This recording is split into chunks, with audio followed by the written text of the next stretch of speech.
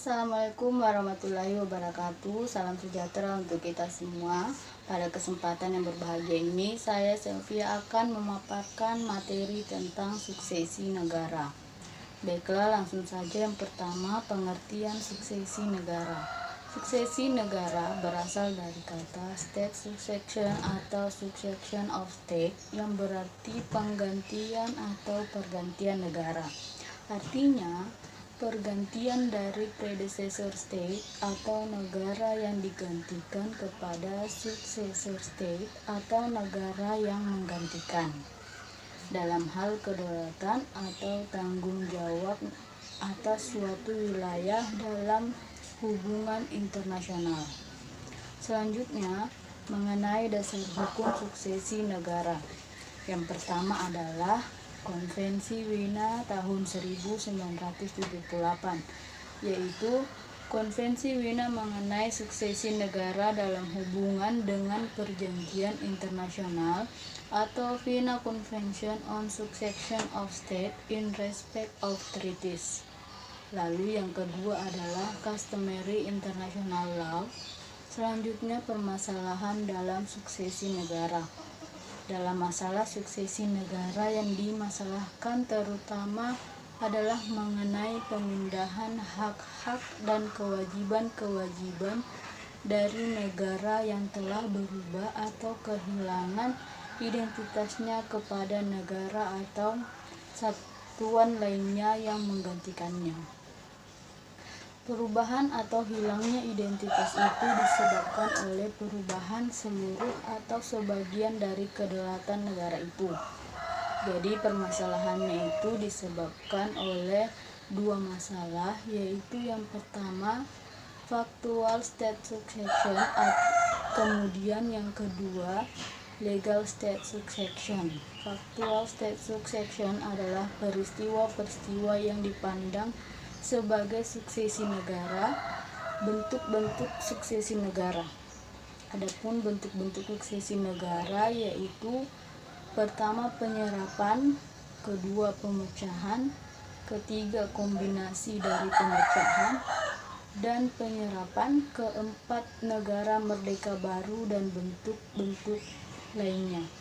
Kemudian menurut Konvensi Wina 1978 ada 5 bentuk suksesi negara, yaitu yang pertama, suatu wilayah negara atau suatu wilayah yang dalam hubungan internasional menjadi tanggung jawab negara itu, kemudian berubah menjadi bagian dari wilayah negara itu. Selanjutnya yang kedua, negara merdeka baru, yaitu bila negara pengganti yang beberapa waktu sebelum terjadinya suksesi negara merupakan wilayah yang tidak bebas yang dalam hubungan internasional berada di bawah tanggung jawab negara yang digantikan. Ketiga, suksesi negara yang terjadi sebagai akibat dari bergabungnya dua wilayah atau lebih menjadi satu negara merdeka. Keempat, suksesi negara yang terjadi sebagai akibat dari bergabungnya dua wilayah menjadi suatu negara serikat. Kemudian yang kelima, suksesi negara yang terjadi sebagai akibat terpecah-pecahnya suatu negara menjadi beberapa negara baru. Kemudian selanjutnya yang akan saya bahas yaitu akibat hukum yang ditimbulkan oleh terjadinya suksesi negara. Jadi, akibat suksesi negara itu terdapat dua teori. Yang pertama, Accurate Right Doctrine, yaitu segala hak dan kewajiban predecessor lenyap dan digantikan oleh successor state, yang disebut juga dengan Common Doctrine. Dan yang kedua adalah Clean State Doctrine, yaitu successor state akan memulai hidupnya dengan hak-hak dan kewajiban yang sama sekali baru, yang disebut juga dengan Free Choice Doctrine. Kemudian akibat hukum suksesi negara terhadap public property right itu ada dua, yaitu yang pertama aset milik pemerintahan dan kedua aset milik swasta. Nah, aset milik swasta itu adalah aset milik warga negara perorangan, aset milik perusahaan swasta, dan aset milik perusahaan negara, atau di Indonesia dikenal sebagai BUMN atau Badan Usaha Milik Negara. Selanjutnya adalah suksesi negara dan hak-hak privat. Yang pertama, pada prinsipnya suksesor wajib untuk menghormati privat properti yang telah diperoleh hukum predecessor. Kedua, kelanjutan hak-hak perseorangan tersebut berlaku selama perundang-undangan negara suksesor tidak menyatakan lain dalam hal menghapus atau menggantikannya. Ketiga, penghapusan atau perubahan tentang privat properti tersebut tidak bertentangan dengan atau melanggar kewajiban hukum internasionalnya, khususnya mengenai perlindungan diplomatik. Dan yang terakhir, privat properti yang bermacam-macam jenisnya memerlukan pemecahan sendiri-sendiri, yang berarti perumusan sendiri untuk jenis properti. Nah, selanjutnya suksesi negara dan kontrak-kontrak konsesional.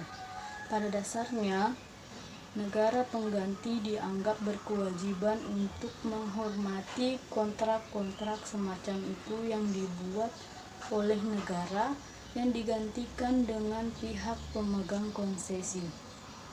Namun, bila mana demi kepentingan kesejahteraan negara, kontrak-kontrak tersebut dipandang perlu untuk diakhiri, maka pemegang konsesi harus diberikan hak untuk menuntut kompensasi atau ganti kerugian. Selanjutnya, akibat hukum suksesi negara terhadap perjanjian internasional. Pertama, satu aspek penting dalam suksesi negara adalah pengaruh pergantian kedaulatan terhadap hak dan kewajiban yang muncul dari suatu perjanjian. Kedua, dalam pasal 17 dan 24 Konvensi Wina tahun 1978 menetapkan bahwa perjanjian tidak beralih pada suksesor kecuali ditentukan lain dalam devolution agreement. Ketiga, dalam hal perjanjian yang isinya semata-mata merupakan kodifikasi dari prinsip-prinsip yang sudah dikenal dalam kebiasaan internasional, maka negara suksesor akan terikat pada prinsip-prinsip tersebut, sebagaimana negara-negara lain. Kemudian selanjutnya, suksesi negara dan tuntutan-tuntutan terhadap perbuatan melawan hukum. Successor state sendiri itu tidak berkewajiban untuk menerima tanggung jawab yang timbul akibat perbuatan melawan hukum yang dilakukan oleh predecessor state. Kemudian kita lanjut ke suksesi negara. Suksesi negara dan utang-utang negara. Jika utang-utang tersebut dipergunakan untuk kepentingan atau kemanfaatan wilayah yang digantikannya, maka suksesor state dipandang berkewajiban untuk menerima tanggung jawab atas utang-utang tersebut. Sebaliknya, jika manfaat utang-utang tersebut ternyata hanya dinikmati oleh golongan-golongan masyarakat tertentu yang memegang kekuasaan pada saat itu, maka suksesor state tidak dianggap berkewajiban untuk menerima tanggung jawab atas utang-utang tersebut. Dan suksesor juga dipandang tidak bertanggung jawab atas utang-utang predecessor state yang digunakan untuk membiayai perang melawan successor state atau maksud-maksud yang bermusuhan dengan successor state sebelum terjadinya suksesi negara. Dalam hal suksesi negara itu berupa terpecah-pecahnya satu negara menjadi beberapa bagian, yang kemudian bagian-bagian itu masing-masing menjadi negara yang berdiri sendiri. Successor state dipandang berkewajiban untuk bertanggung jawab atas utang-utang itu secara proporsional menurut suatu metode distribusi yang adil, dan dalam hal suksesi negara itu bersifat parsial. Maka successor state yang menggantikan wilayah yang terlepas itu dipandang berkewajiban untuk menanggung utang-utang lokal atas wilayah yang bersangkutan. Kemudian suksesi negara dan arsip negara. Yang pertama, prinsip umum yang berlaku untuk arsip yang berkaitan dengan wilayah yang akan beralih pada suksesornya. Dan kedua, pada pasal 21 Konvensi Wina tahun 1984 menetapkan bahwa arsip dari negara predecessor beralih pada suksesor pada saat terjadi suksesi. Kemudian selanjutnya suksesi negara dan keanggotaan pada organisasi internasional. Pertama, masalah keanggotaan suatu negara di organisasi internasional maupun regional ditentukan oleh konstitusi masing-masing organisasi. Kedua, piagam PBB misalnya tidak mengatur masalah pengunduran diri. Ketiga, PBB juga menetapkan bahwa keanggotaan suatu negara di PBB tidak akan terhenti hanya karena terjadinya perubahan atau pergantian konstitusi atau perbatasan. Terakhir, adapun negara baru, maka negara ini harus mengikuti aturan yang berlaku untuk negara baru, yaitu mendaftarkan diri sebagai anggota baru kecuali telah ada izin sesuai ketentuan yang terdapat pada piagam. Kemudian selanjutnya suksesi negara dan pengakuan. Bila mana suksesi negara itu bersifat universal, yang berarti hilangnya identitas internasional dari negara yang bersangkutan, maka pengakuan itu otomatis gugur. Sedangkan bila suksesi itu bersifat parsial, yang berarti negara yang lama tidak kehilangan identitas internasionalnya, maka dalam hal ini berlaku atas kontinuitas negara. Kemudian jenis-jenis suksesi negara. Nah, jenis-jenis suksesi negara itu ada dua, yaitu yang pertama suksesi universal dan yang kedua suksesi parsial. Suksesi universal yaitu bila mana suksesi itu terhadap seluruh wilayah suatu negara. Suksesi universitas merupakan wilayah suatu negara habis terbagi-bagi yang masing-masing dicaplok oleh negara lain. Contohnya wilayah Polandia yang dicaplok oleh Rusia, Austria, dan Prusia pada tahun 1975. Negara kecil yang kemudian meleburkan diri menjadi satu negara besar.